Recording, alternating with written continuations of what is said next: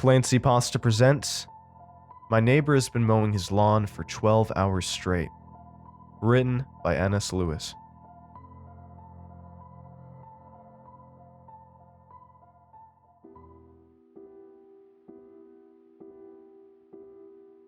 It started at 4:43 a.m. The noise jolted me awake. It sounded like there was a giant truck revving its engine right there in our bedroom. Exhaust fumes wafted in through the open window. It was a bad way to start the day. "What is that?" moaned my wife. We'd both slept poorly because our daughter had crawled into our bed at 1 a.m. and kept kicking us in the face until we were both half hanging off the bed while she snored away.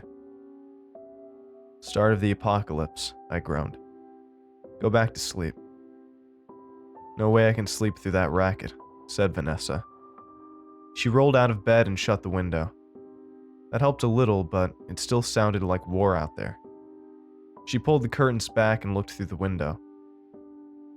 "It's the fucking neighbor, mowing his lawn, before the sun is up. We need to have a heart-to-heart with him, let him know that's not okay."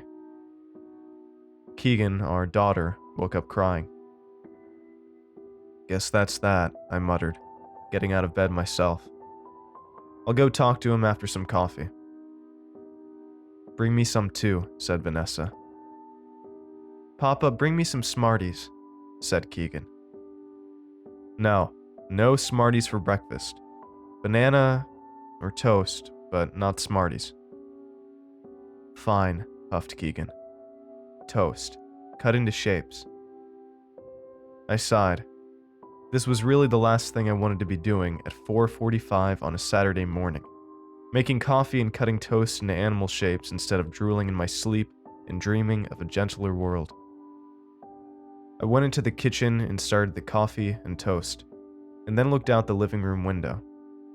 Sure enough, there was Mr. Limsky mowing his damn lawn in his damn bathrobe, no less. That was another thing that I had no desire to do. Get into it with him about this, or really talk to him about anything ever beyond a friendly wave and howdy, neighbor. By the time I was awake enough to form a coherent thought, it was almost 6, and I had consumed 4 cups of coffee. Mr. Limsky was still at it, which was strange, because his yard isn't very big at all. It shouldn't take more than a 40-minute mow job, but here it was, an hour and 15 minutes later, and he was still at it. I got semi-dressed and stumbled outside. I walked across my own yard, which I noted needed mowing itself.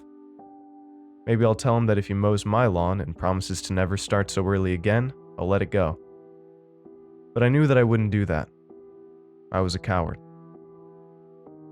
As I got closer, I observed with some confusion that his lawn was already mowed. He was going over it a second time now. I walked up to our property line, denoted by the contrast between mowed and unmowed grass, and started waving my hands in the air, waiting for Mr. Limsky to notice me. He never did. He just stared straight ahead and kept pushing the mower. "Hey," I shouted, but it was no good. I could barely hear myself, and so I knew that he wouldn't be able to hear me from across the lawn, right behind the lawnmower. God damn it. I walked across his yard until I was right behind him. "Hey!" Nothing. I tapped on his shoulder. Nothing. He just kept pushing the lawnmower onward over the already mowed lawn. I didn't know what to do. I'll catch him after he finishes, I guess. He's in the zone. I shrugged and was getting ready to turn back to my house when I saw a trickle of what was presumably urine run down his bare leg. Jesus. I went back to my house and opened the door. Vanessa was reading a book to Keegan. She stopped when I came in and looked up. "Well?" He couldn't hear me. "I'll go over there once he stops. He's got to stop sometime, right? And, well, I'm a little worried about him, honestly. I saw him, wet himself." "Mr. Limsky peed his pants?" asked Keegan. She started laughing. Well, that sometimes happens, kiddo, I said. You used to do that. We do that a lot when we're kids, and then we don't do it for a while, and then when we get older, we sometimes do it again. That gave her something to think about, anyway. Huh, said Vanessa. There's more, I said. He's already done with the lawn. He's just going over it a second time. Maybe he missed a few spots? Nope, it's perfect. Not a blade of grass higher than any other blade of grass. Said Vanessa. That is strange. Do you think he's okay? Should we call somebody? I shrugged. Who are we going to call? The police? Tell them that our retired neighbor is mowing his lawn twice while peeing himself? What will they say to that? By 8, I was done cooking the bacon, and Mr. Limsky was still at it, mowing his lawn for what must have been the 5th time. I tried not to think about it, but it was hard. After breakfast, we should go somewhere, I said. It's a beautiful day. No sense staying cooped up all day. Why does Mr. Limsky keep mowing his lawn? Asked Keegan. I don't know, kiddo, I muttered. I don't know. You want to go to the playground or something? Yay! I'm going to stay here and try to go back to sleep, if that's okay, said Vanessa. Of course, I said. I felt like going back to sleep myself, even after all that coffee, but the desire to get far away from the sound of the lawnmower outweighed my tiredness. We ate, then Keegan and I headed to the playground. At 9, I got a text from Vanessa. Can't sleep. He's still mowing. 9:30. I'm really starting to get worried. This isn't normal. 10. I went over there and tried to talk to him, but it's like he's in a trance. Please come home. I sighed, but complied. I rounded up the kid and drove home. I felt a deep sense of unease that grew more intense the closer I got to home. You're afraid of an old man mowing the lawn? I chided myself. It didn't work, because my instinctive answer was yes. I turned onto my street and prayed that Mr. Limsky would be done mowing the lawn by now. He'd tell us it was just a practical joke and we'd all have a good laugh over it. But soon enough, I saw that wasn't going to happen. As I pulled into my driveway, I saw that he was still out there. I thought I saw a streak of brown running down his leg, but it was hard to tell for sure because he was going around under the shade of his ancient apple tree. I walked inside and Vanessa was at the kitchen table with bags under her eyes and a glass of wine in front of her. Please make it stop, she said. I don't know how to do that, I said, suddenly feeling very tired and in need of a drink myself. Call the police, she said. Why don't you? I asked. Fine, she said. It's just that I do everything else around here, so I thought maybe you could help this one time. I held my tongue. I did plenty around here, but I knew that now wasn't the time to point that out. Okay, I said. I'll call the police. How has he not run out of gas by now, anyway? I've been watching him, said Vanessa. He's got a can of gas in his driveway. Sometimes he grabs it when he passes by and gasses up while still pushing the mower. It's crazy. Please call the police. All right, I said. I looked up the number and proceeded to have one of the most awkward phone conversations of my life. It was 10 minutes with the receptionist, and then another 10 minutes with an officer. Finally, they agreed to come over and check it out. 15 minutes later, I watched out the window as the cop car pulled into Mr. Limsky's driveway. A single cop got out and walked over to Mr. Limsky. The cop was waving his hands and shouting, but it was no good. Then the cop grabbed Mr. Limsky's shoulder and spun him around forcefully. This caused Mr. Limsky to finally let go of the throttle, and for the first time all day, the lawnmower stopped moving. He was still running though, because he had taped its safety shutoff down. I held my breath as I waited to see what would happen next. Mr. Limsky opened his mouth and something emerged from it. It looked like a long, thin tentacle. The tentacle wrapped itself around the cop's neck and lifted him up into the air. Then a second tentacle emerged from Mr. Limsky's mouth and made its way down the cop's throat. I slammed the curtains shut and noticed that I, too, like Mr. Limsky earlier, had wet myself. "What's going on out there?" asked Vanessa from the kitchen. "Did the police arrive?" I didn't have a good answer, so I didn't say anything. "Honey?" said Vanessa, walking over. "Are you okay?" From outside, we heard the whine of a new machine join in with the lawnmower. Vanessa opened the curtain, and I turned slowly to look out. The cop was out there going around the old apple tree with a weed whacker, while Mr. Limsky was back pushing the lawnmower around again. It's 5 p.m. Besides Mr. Limsky, there are now 4 cops in his yard doing various tasks. One is still at it with the weed whacker. Another's been going at the shrubs with a pair of clippers for hours now. But the one who concerns me the most is the one who is going around spraying the ground with a bottle full of neon blue liquid that Mr. Limsky at one point puked out of his mouth. I personally am petitioning the family to pack up the car and start driving to Florida, where Vanessa's mother lives. I have no idea what is going on, but it doesn't look good. Part 2. I wasn't sure what was more bizarre and terrifying. My neighbor mowing his lawn for the 13th straight hour, aided by 4 uniformed cops performing various other landscaping tasks, or the woman in the gas mask and plastic poncho that emerged from the tan Toyota Camry which had wrapped itself around Mr. Limsky's apple tree. "Damn it, Kelly!" she shouted through the mask, clearly unsteady on her feet after the crash. "No more driving for you, ever." I crouched down in my driveway behind my own car, which I had just finished loading in preparation for getting my family far away from whatever horrible thing was happening next door. I watched as the woman who was not impressed by Kelly's driving skills pulled a large blaster from under her poncho. That's the best way I can describe it. It wasn't a gun. It was a fucking blaster. The woman pointed her blaster at Mr. Limsky and pulled the trigger. That was it for Mr. Limsky.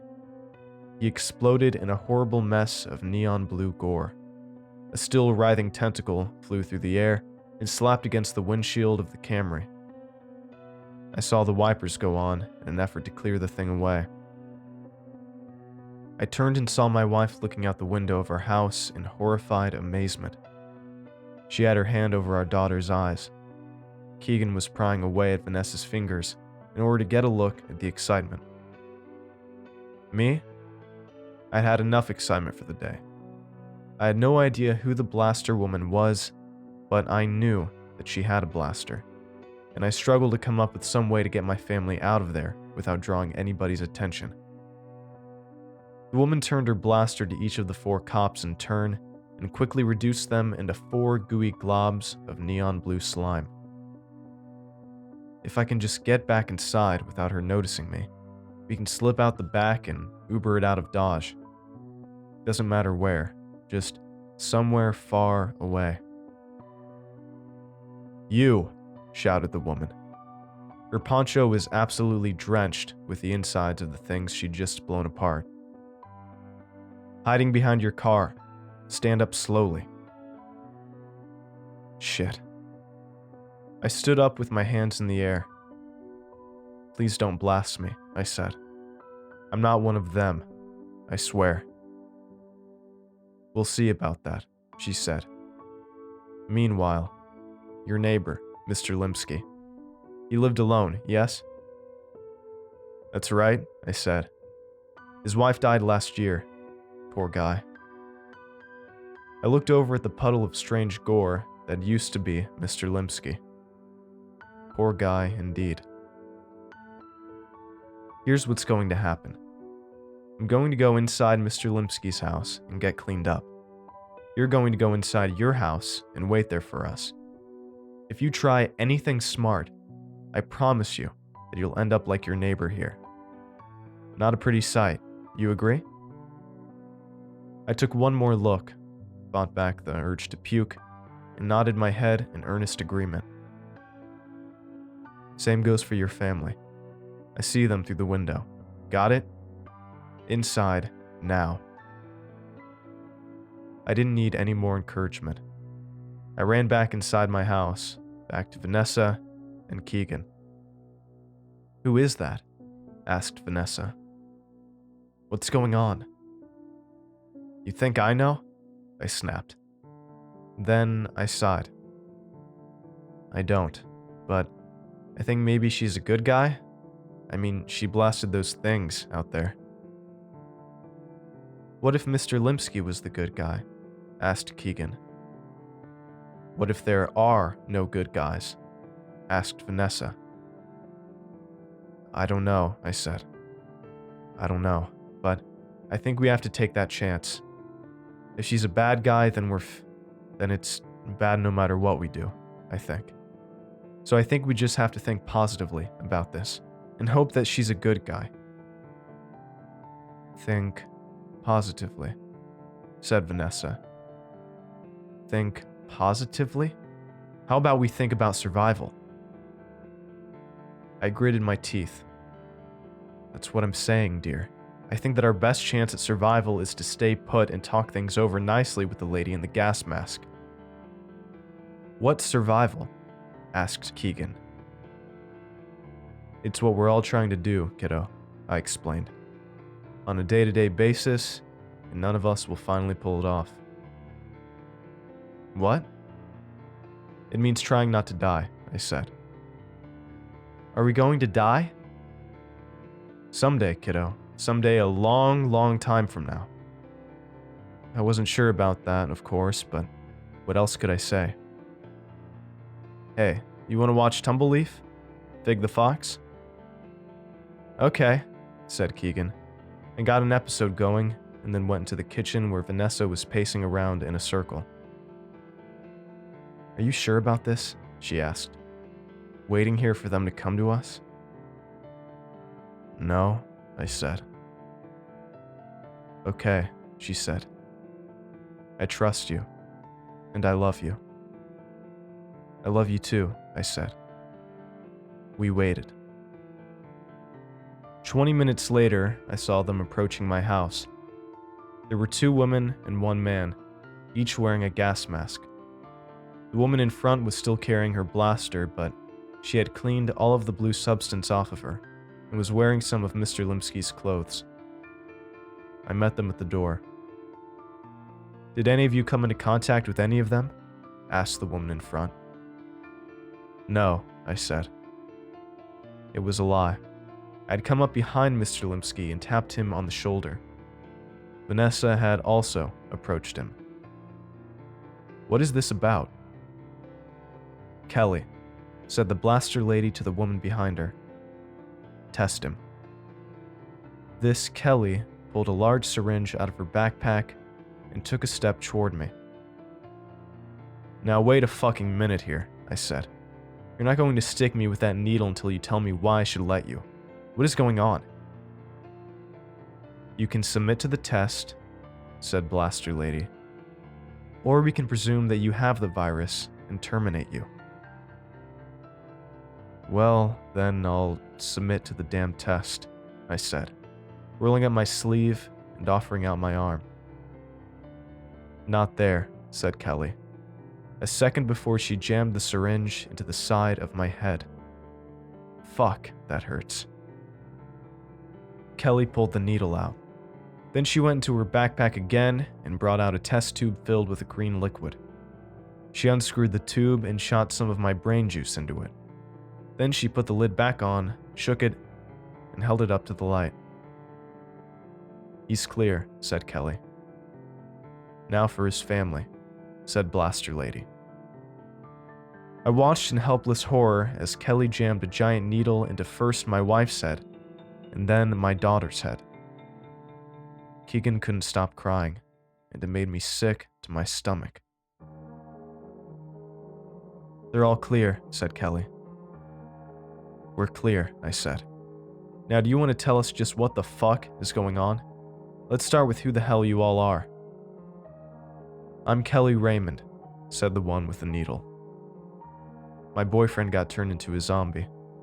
Like Mr. Limsky, but a little different. I had to keep cutting off his fingers." "A zombie," I said. "You had to keep cutting off his fingers." "Of course." "You can call me Allie," said Blaster Lady, taking off her gas mask. The others did as well. "And yes, zombies. They are real, and the virus is growing stronger and more unpredictable by the day."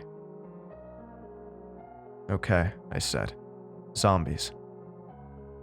I looked to the man in the group. "And you are?" "Martin Henwood," said the man. "I was a former colleague of your neighbor before he retired." "Ah," I said. "Mr. Limsky was a coroner, I want to say?" "Mortician," said Marty. "And he was a true artist, which is why I had to call him out of retirement for my latest job." Martin was obviously upset and fighting back tears, but he went on.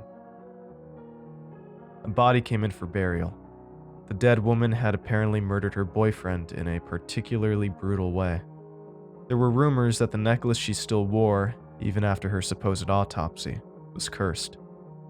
It was a strange case indeed, because for starters, I saw no sign that an autopsy was ever performed.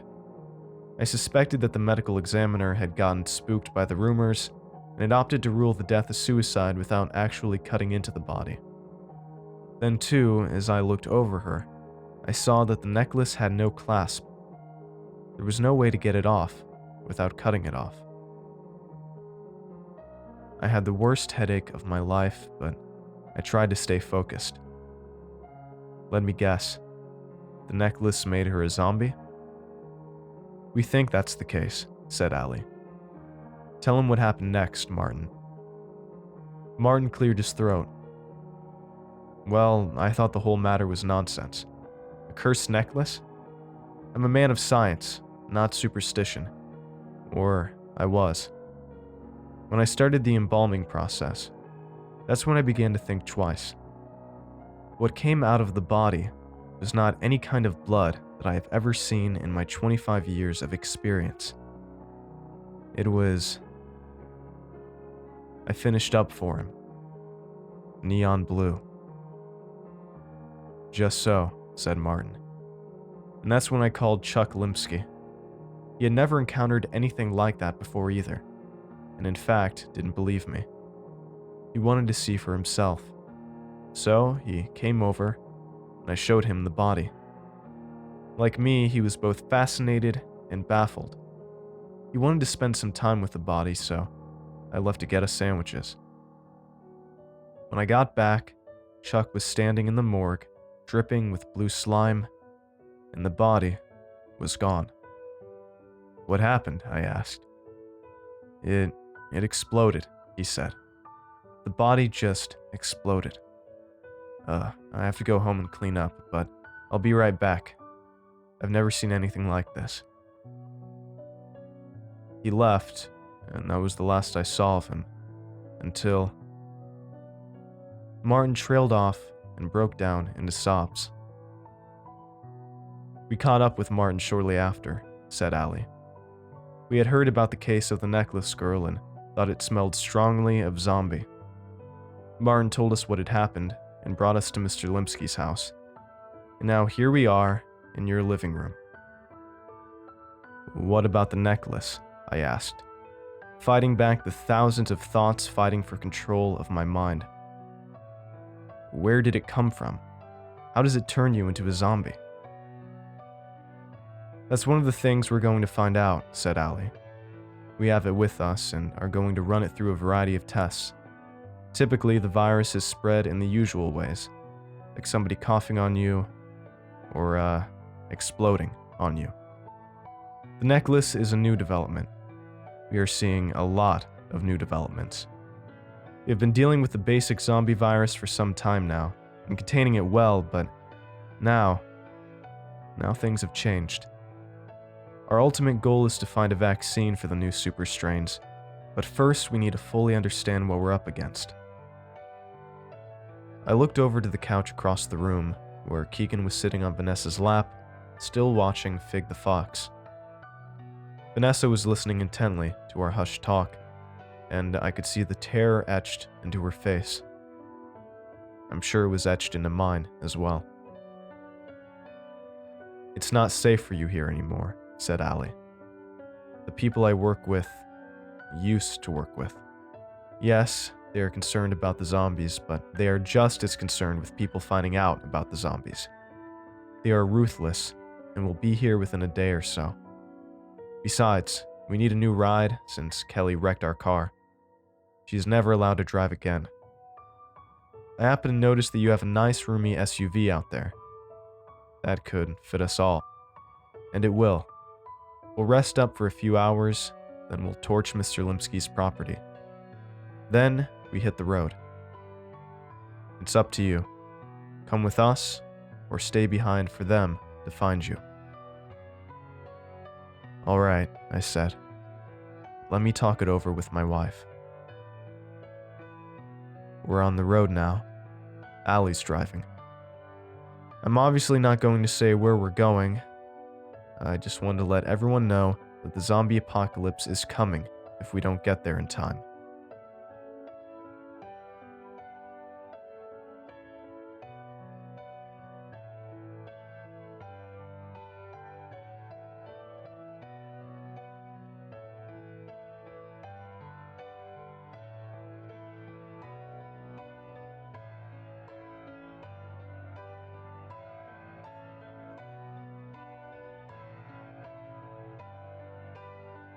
Thanks for watching, and I hope you enjoyed today's video. I want to give a huge thanks to all of my supporters over at Patreon and YouTube memberships. Your support makes these narrations possible, and I appreciate it a ton. If you'd like to join these lovely ghouls, you can head on over to my Patreon at patreon.com/ClancyPasta, or click the join button below to become a member. And if you'd like creepy cool shirts, make sure to head on over and check out my official merch store for some awesome tees, hoodies, stickers, and more. Alright. Thank you all for watching, and I hope you have a great night. Cheers.